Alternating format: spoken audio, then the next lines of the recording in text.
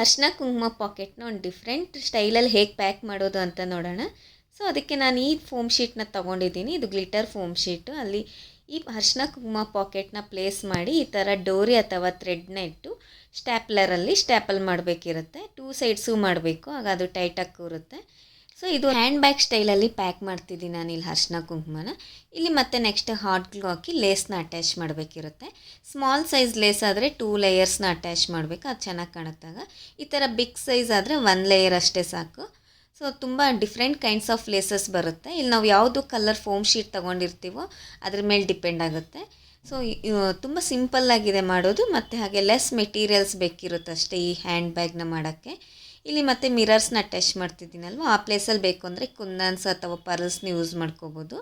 Return ಗಿಫ್ಟ್ಸ್ಗೆ ಇದೊಂದು best option ಅಂತಲೇ ಹೇಳ್ಬೋದು. ಸೊ ಈ ಥರ ಇನ್ನಷ್ಟು ಕ್ರಿಯೇಟಿವ್ ವೀಡಿಯೋಸ್ ಬೇಕು ಅಂದರೆ ಈ ಪೇಜ್ನ ಫಾಲೋ ಮಾಡಿ, ಹಾಗೆ ವಿಡಿಯೋನ ಲೈಕ್ ಮಾಡಿ, ಶೇರ್ ಮಾಡಿ, ಸೇವ್ ಮಾಡ್ಕೊಳ್ಳಿ. Thank you.